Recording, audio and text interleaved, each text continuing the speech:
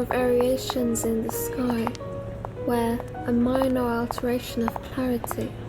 projects the temptation of a rapture, as if the universe appeared to itself foreign and closed, as if it shrunk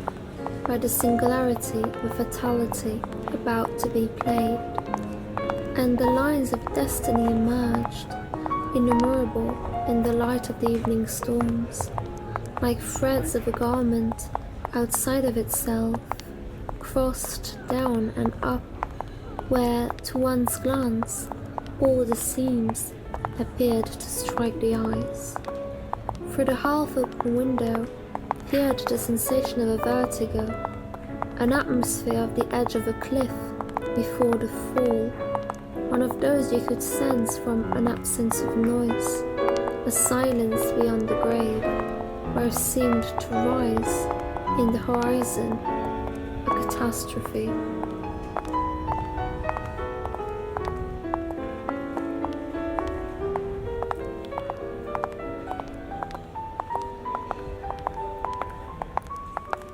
Light, barely visible from the street where gloom thickened, layered liquidity, yellow, as if inhabited by the approaching frenzy of Malinoche, a nubile buzz, prefigured by incandescent smoke, lost against twilight, and you could almost feel the prescience of quarrels which, at each step closer, seemed to leave the stifled homeland of death spells, murmured at the favor of dissonance, and the whole street, poisoned by this nature of sorrow, in the cold weather, resembled a death row, where the possibility of bliss perished under a hostile reverence.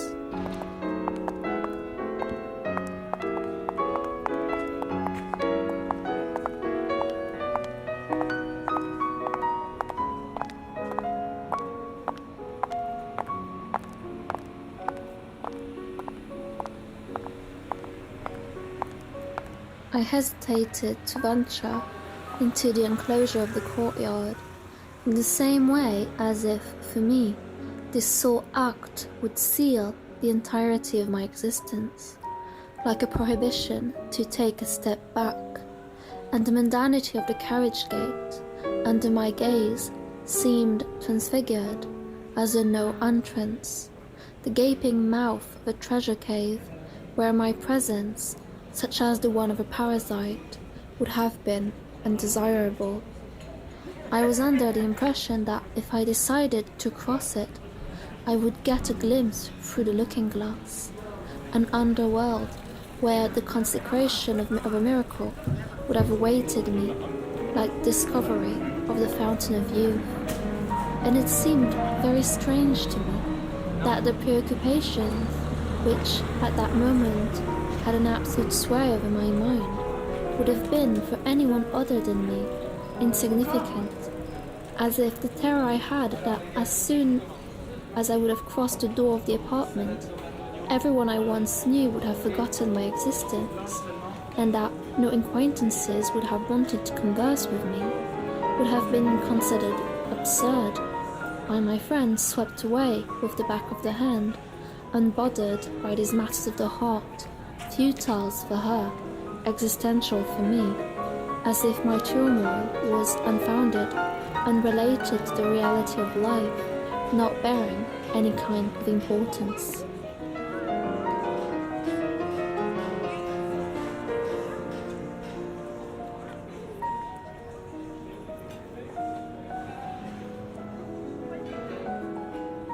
Hey, Inna, what's the matter? Did you forget the code? No, sorry, I'm fine, just worried. The fight, I'm really sorry about that. Forget it, doesn't matter, open the door so we can party. But in the same way as if she had suppressed a sigh at the edge of her lips, I couldn't help but think that if Ariane had just denied the nature, as far off the reality of our argument, it was from her tone, deceptively calm, seemingly exasperated, that she had disclosed what was on her mind, giving up the concerted silence she had chosen to adopt these last few hours for the disharmonious pitch of an android, and had signified with this slight inflection in her voice that she, unconcerned, hardly cared about me anymore.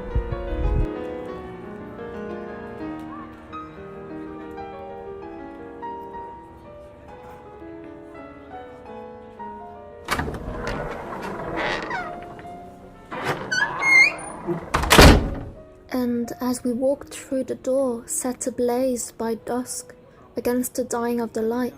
the courtyard of the building had taken on the appearance of a shadow play, where a familiar profile mutated, awakened by metamorphosis, and through my glance, Arian's face appeared darkened, kaleidoscopically foreign, to herself an identity discovered, polymorphic, a harbinger of misfortune, and the piled-up yoke of the sky, on the verge of ripping open. Low, heavy clouds exhaling,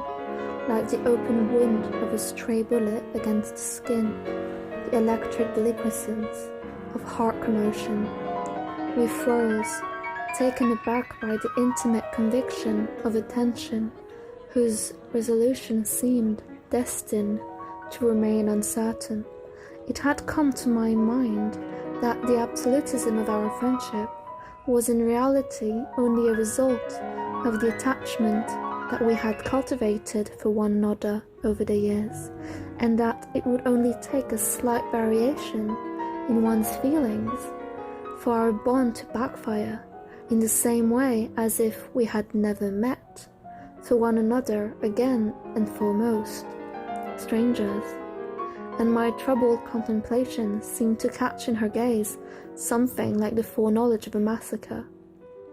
Yeah, Ina, no clue what's up with you today, just going up. Between us, the density of silence lengthened, like the backward pull of an invisible barrier that I couldn't consent to break. I remained silent, as if the few meters between us were light years. Seeing that I wasn't answering her, Ariane, affecting the disillusioned and slightly contemptuous expression of an actress off stage, added in a half word, "Sometimes you're insufferable." Just go ahead, I'm just smoking a cigarette and coming. And as I breathed, heavily, desperately trying to calm the anarchic throbbing of my heart, the glass door of the building closed behind her, and I couldn't help but glance at the curvature of her back, lit up by the pallid light of the hallway, in the same way as if, on the fly, I caught the forbidden and blasphemous vision of an actress, having taken off the attires of the characters every night she portrayed, fleeing the theatre, unrecognizable by the stage door.